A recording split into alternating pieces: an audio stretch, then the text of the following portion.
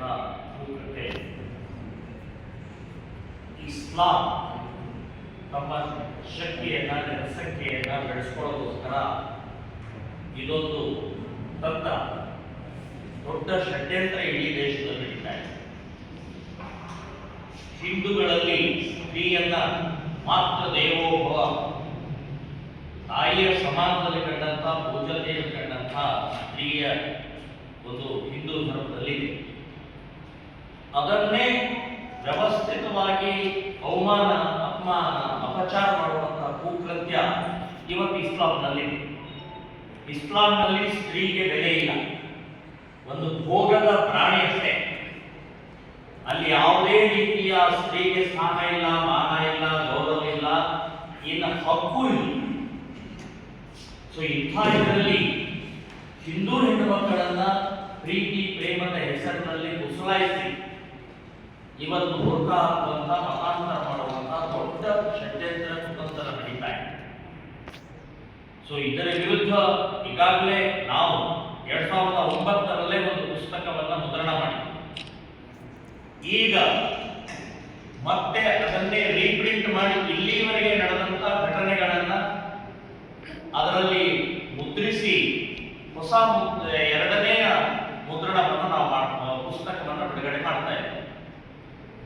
ಇತ್ತೀಚೆಗೆ ಹುಬ್ಬಳ್ಳಿ ನಗರದಲ್ಲಿ ನೇಹಾ ಹಿರೇಮಠ್ ಅನ್ನುವಂಥ ಸೆಕೆಂಡ್ ಇಯರ್ PUC ವಿದ್ಯಾರ್ಥಿನಿಯನ್ನ ಹಾಡು ಹಗಲೇ ಒಂದು ಕಾಲೇಜಿನ ಕ್ಯಾಂಪಸ್ನಲ್ಲಿ 4 ಗಂಟೆಗೆ ಒಬ್ಬ ಮುಸ್ಲಿಮ ಗೂಂಡ 27 ಬಾರಿ ಚಾಕು ಹಾಕಿಕೊಂಡು ಇಡೀ ದೇಶ ಸುದ್ದಿ ಆಗಿದೆ, ಚರ್ಚೆ ಆಗಿದೆ. ಕೇಂದ್ರದ ಗೃಹ ಮಂತ್ರಿ ಅಲ್ಲದೆ ರಾಜ್ಯದ ಮುಖ್ಯಮಂತ್ರಿ, ಗೃಹ ಮಂತ್ರಿ ಎಲ್ಲಾ ಮಿನಿಸ್ಟರ್ಗಳು ಬಂದು ಮನೆಗೆ, ನೇಹಾ ಹಿರೇಮಠ್ ಮನೆಗೆ. ಕರ್ನಾಟಕ ರಾಜ್ಯದ ಮಾನ್ಯ ಮುಖ್ಯಮಂತ್ರಿಗಳು ಅಲ್ಲಿ ಬಂದು ಒಂದನ್ನು ಹೇಳಿದ್ರು, ನಾವು 3 ತಿಂಗಳಲ್ಲಿ ಇದನ್ನ ಬಗೆಹರಿಸ್ತೀವಿ, ಅವರಿಗೆ ಶಿಕ್ಷೆ ಕೊಡ್ತೀವಿ ಅಂತ ಹೇಳಿದ್ರು. ಮಾನ್ಯ ಮುಖ್ಯಮಂತ್ರಿಗಳೇ 10 ತಿಂಗಳಾಗಿ ನಿಮ್ಮ ವಾಕ್ಯ ನಡೆಯಲಿಲ್ಲ, ನಡೆಸ್ಕೊಳ್ಳಿಲ್ಲ. ಆ ಸಂದರ್ಭದಲ್ಲಿ ನಾಟಕ ಮಾಡಿದರು. ಮುಸ್ಲಿಮರನ್ನ ಬಚಾವ್ ಮಾಡುವಂತ ಹಿಂದೂ ಹೆಣ್ಮಕ್ಕಳ ಸುರಕ್ಷತೆ ನಿಮಗೆ ಬೇಕಾಗಿಲ್ಲ, ಮುಸ್ಲಿಮರು ಬೇಕಾಗಿದೆ. ಮಹಿಳೆಯರ ಸುರಕ್ಷತೆ, ಮಹಿಳೆಯರ ಒಂದು ರಕ್ಷಣೆ ಬೇಕಾಗಿಲ್ಲ ಅಂತಕ್ಕಂಥದ್ದು ನೇಹಾ ಹಿರೇಮಠ್ ಸಂದರ್ಭದಲ್ಲಿ ಹೇಳಿದಂತಹ ವಾಕ್ಯ ಇವತ್ತು ಸಿದ್ಧ ಆಗಿದೆ. ಸೊ ಈ ರೀತಿಯ ಈ ಘಟನೆಗಳ ಮೇಲಿಂದ ಮೇಲಾಗ್ತಾ ಇರುವಂತಹದ್ದಕ್ಕೆ ಸರ್ಕಾರಗಳು, ರಾಜಕೀಯ ಪಕ್ಷಗಳು, ಪೊಲೀಸ್ ಇಲಾಖೆ ಮತ್ತು ಕೋರ್ಟ್ ಕೂಡ ಇದಕ್ಕೆ ಜವಾಬ್ದಾರಿ ಅನ್ನುವಂಥದ್ದು ಹೇಳ್ತಾ ಇದೆ. ಕೋರ್ಟಿನ ವಿಳಂಬತೆ, ನ್ಯಾಯ ಕೊಡುವಂತದ್ದು ಕೋರ್ಟ್ ವಿಳಂಬದ ಪರಿಣಾಮದಿಂದ ಇಂಥ ಘಟನೆಗಳು ಮೇಲಿಂದ ಮೇಲೆ ಆಗ್ತಾ ಇದೆ. ಒಂದು 10 ವರ್ಷದ ಹಿಂದೆ, 12 ವರ್ಷದ ಹಿಂದೆ ಒಂದು ಘಟನೆ ನಡೀತು. ನಿರ್ಭಯ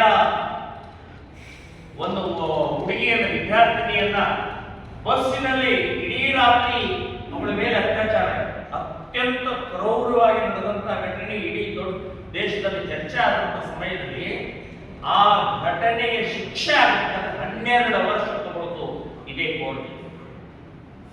ನಾನು ಕೋರ್ಟಿನ ಇರಲಿ ಅಧಿಕಾರಿಗಳಿಗೆ ಕೇಳ್ತಾ, ನಿಮ್ಮ ಮಗಳು, ನಿಮ್ಮ ಮನೆಯ ಮಕ್ಕಳಿಗೆ ಈ ರೀತಿ ಆಗಿದ್ರೆ ಇದೇ ರೀತಿ ವಿಳಂಬ ಮಾಡ್ತಾರೆ. ಸೊ ಈ ರೀತಿಯ ನೇಹಾ ಪ್ರಕರಣವು ಕೂಡ ಇನ್ನೂವರೆಗೆ ಹಾಗೆ ಬಿದ್ದಿದೆ. ಇನ್ನೂ ಬೇಕಾದಷ್ಟು ನಿರಂತರವಾಗಿ ಅತ್ಯಾಚಾರ, ಕೊಲೆ, ಅಪಹರಣ ನಡೀತಾ ಇದ್ದಾವೆ. 2020